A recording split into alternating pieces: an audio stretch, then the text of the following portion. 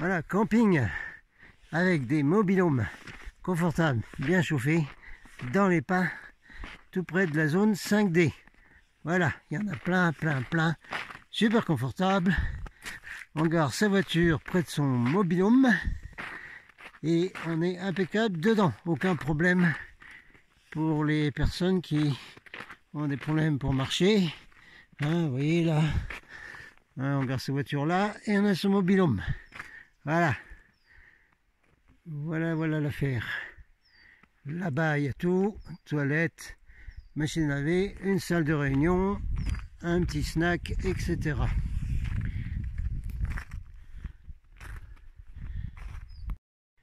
Ici, les isards et tout au fond, ce sont les emplacements pour les tentes, parce que c'est un camping en même temps que les mobil-homes. Et nous allons aller voir le lieu de logement principal pour les équipages. Vous allez adorer ça.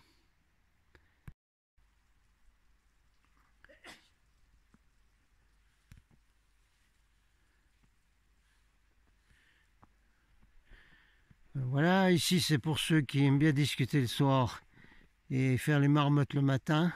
Oui, non, mais pas trop tard quand même. Alors nous arrivons ici dans un endroit super qui fait partie de ce lieu génial. C'est le camp Trappeur. On peut loger nos équipes.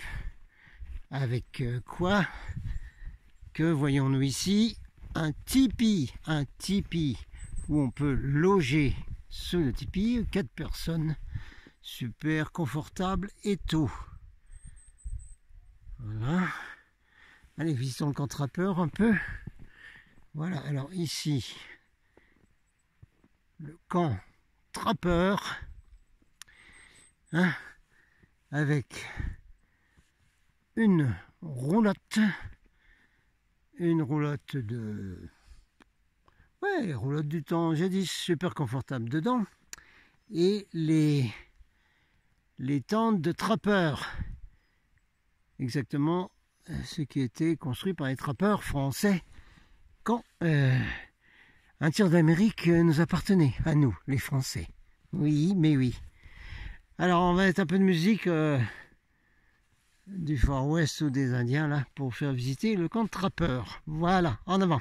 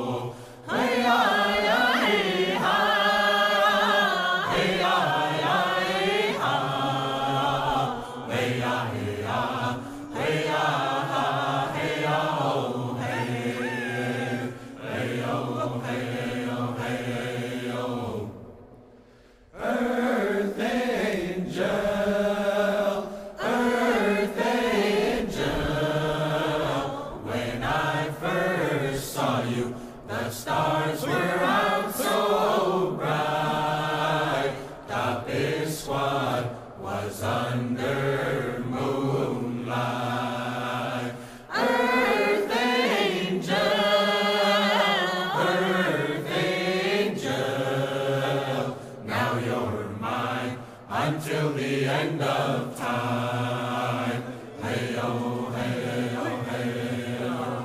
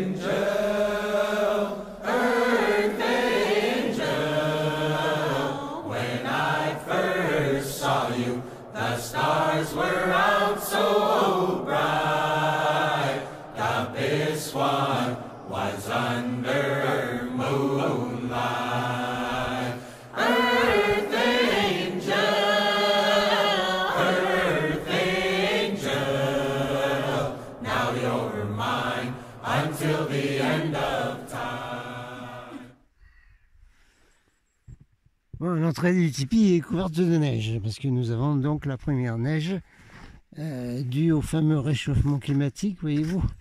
Alors ici à l'entrée du tipi. Et dedans, il y a des super couchages. On dort super bien dans un tipi, je vous le dis. J'ai vécu chez des Indiens.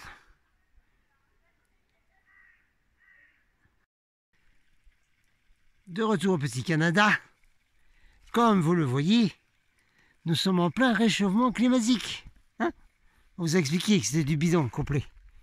Hein? Regardez, il y a déjà couche de neige partout, les montagnes et tout ça. Voilà. Ça va, vous avez capté?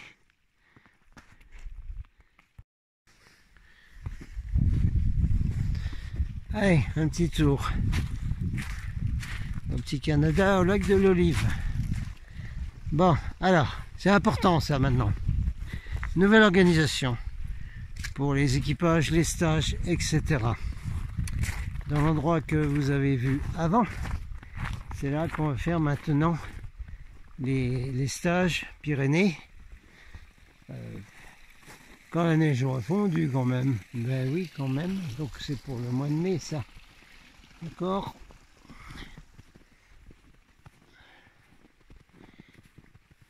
Ah oui, il y a déjà au moins 10 cm de neige, hein, je vous dis pas. Attention. Regardez ça. Alors, nouvelle organisation, qu'est-ce que c'est? En fonction des tests qui ont été effectués lors des 2 dernières réunions, c'est-à-dire le rassemblement à Montségur et un stage dans le 42, dans une poche, mini poche 5D. Bon, évidemment, hein, dans le ciel, comme d'habitude, nous avons nos chers chemtrails, etc. Alors, nouvelle organisation, c'est celle-ci. De façon à ce que les énergies, les fréquences des équipages et de la mission Ashtar, Orton, Jésus, Sananda se passent de façon correcte et alignée avec la mission planétaire d'ascension et de passage à une autre dimension, un nouvel univers, où nous rappelons que seul l'Ashtar commande avec la supervision de Jésus Orton Sananda. Il y a des choses à préparer ici sur la Terre, tant qu'on est là, pour les volontaires qui sont venus s'incarner ici. Alors, pour que cette fréquence soit parfaite, maintenant la guidance de Ashtar, Alar et tous les vaisseaux avec lesquels je suis en contact. En plus, vous avez vu la vidéo avec tous les synchronisateurs. Alors voilà les nouvelles organisations. Participeront au stage ceux qui se sont fait synchroniser à la base 5D. Alors, comment ça fonctionne? On n'aura pas besoin de grimper jusqu'au vortex. Les synchronisateurs viendront jusqu'au petit refuge que je trouve à 15 minutes de marche faisable du parking. Et on aura donc les synchronisations qui vont s'effectuer. Ceci, on le fera bien le premier jour, parce que maintenant les stages, comme on a fait dans les grottes Qatar, les stages durent 3 jours. Et le premier jour, ce sera la synchronisation. C'est-à-dire qu'on emmènera tout le monde à l'endroit où vont venir les synchronisations dans la poche de 5e dimension base extraterrestre. Et il y aura donc là une sorte de sélection opérée par les frères de l'espace. Pas par moi, ni des équipes administrateurs et autres qui m'aident. Hein. C'est uniquement les frères de l'espace qui décident, puisque en photo, maintenant, on a les synchronisateurs. Donc on verra vers qui les synchronisateurs vont, qui se fait synchroniser sur le programme de la lumière dorée avec les synchronisateurs centraux qui se trouvent dans la base d'Eldorado en Amérique du Sud. Revoir mes vidéos sur la synchronisation des équipages. On va vous le mettre dans les liens, dans la description, à absolument voir ces vidéos. Donc, le premier jour, il y aura synchronisation et ce sont les synchronisateurs qui vont sélectionner les gens qui vont rester au stage.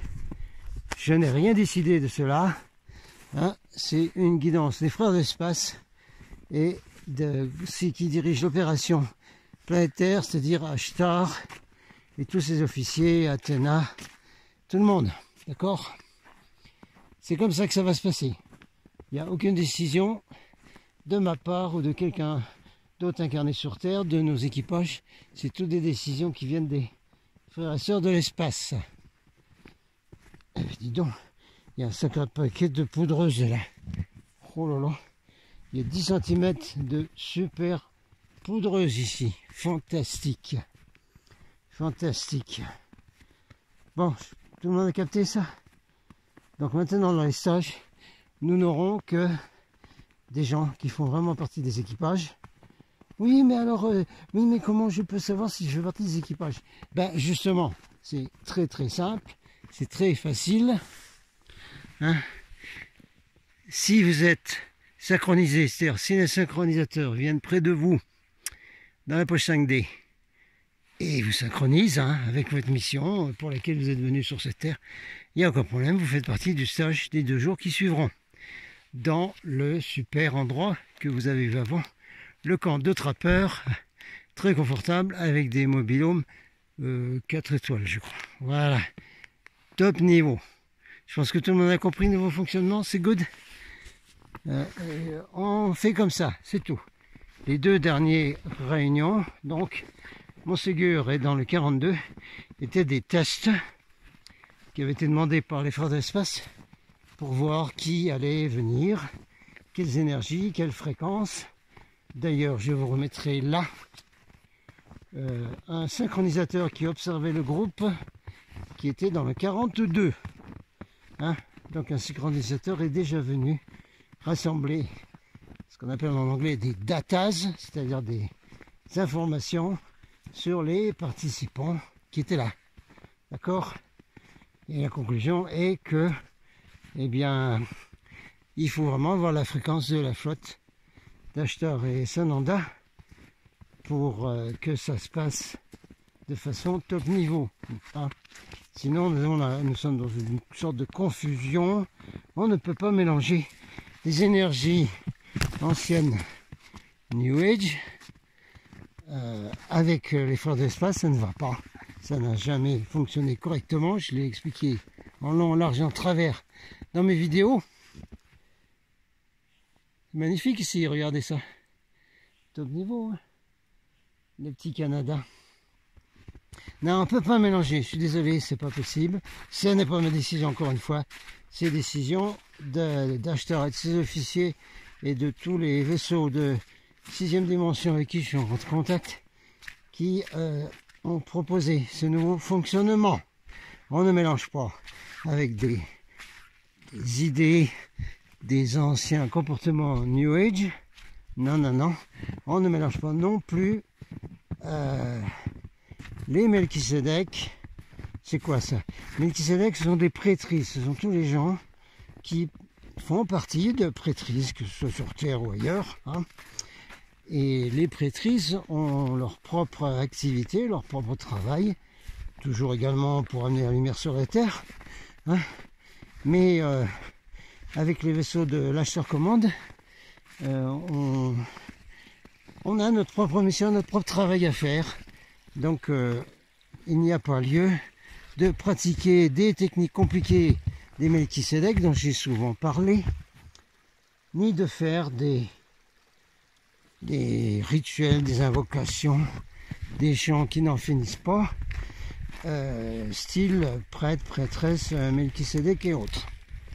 On rappellera, encore une fois, oui messire, sans fin, qu'il existe sur Terre un ordre noir de Melchisedec, c'est-à-dire des gens qui se font appeler des forces de Melchisedec, etc., et qui ne sont pas de la lumière, et qui interfèrent justement tous ces groupes New Age et compagnie, comprenez-vous, avec toutes ces histoires de mélanger des êtres d'autres planètes avec des techniques et des méthodes quasiment de secte, on va dire. Qu'est-ce que vous voulez? On n'a pas de ça dans Star Command, pas question. Ouais, j'ai dit 10 000 fois, on n'est pas une secte. Rien à faire. D'accord? Donc voilà, nouveau fonctionnement. Je pense que tout le monde a compris. J'ai arrêté la vidéo là, sur ce super paysage.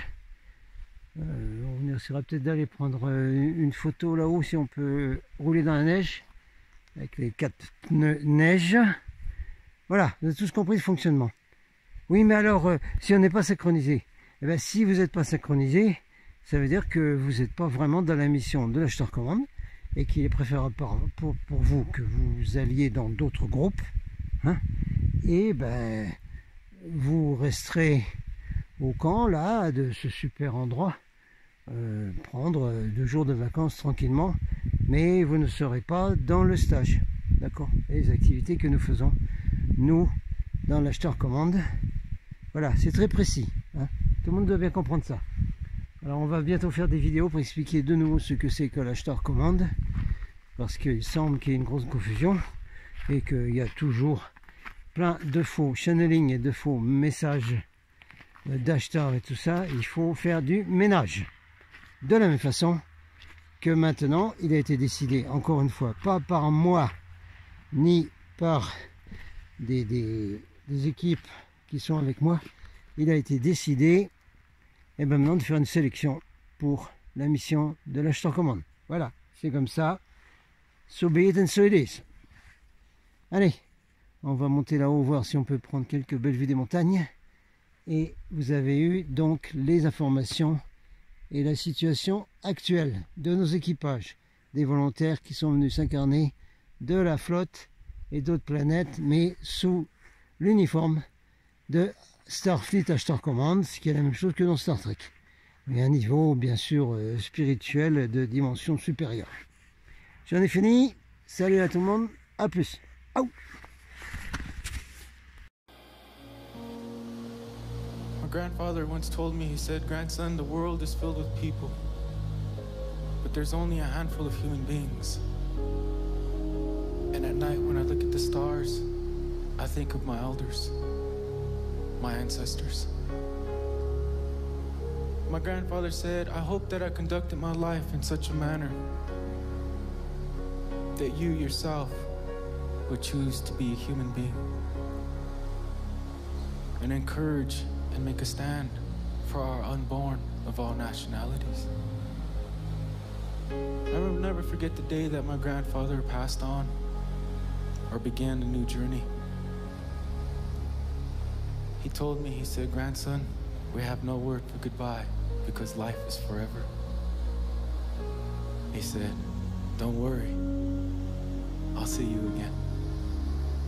So he says to me, he says, "Trakoja Dokshake," which means I shall see you again. And from each and every one of us here in Brûlé, we say to you, Dokshake, and many safe travels to wherever it is that you go. Aho, Hejituelo, Mitakwasi.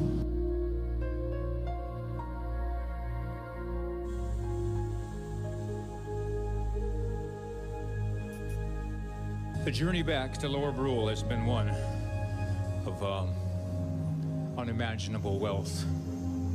To this day, it has been impossible for me to totally capture the journey in simple words. But I will continue to pull upon this gift of music to carry the message and the hope that all of us someday can drop the barriers and drop the boundaries. My new Lakota family gave me the greatest gift of all, a very simple philosophy summed up in 2 very concise and succinct words. I'll share them with you tonight in hopes that you can remember them, carry them with you. Mitako Yasi. Mitako Yasi. Translated, it simply means we are all related. One heart and one mind and one body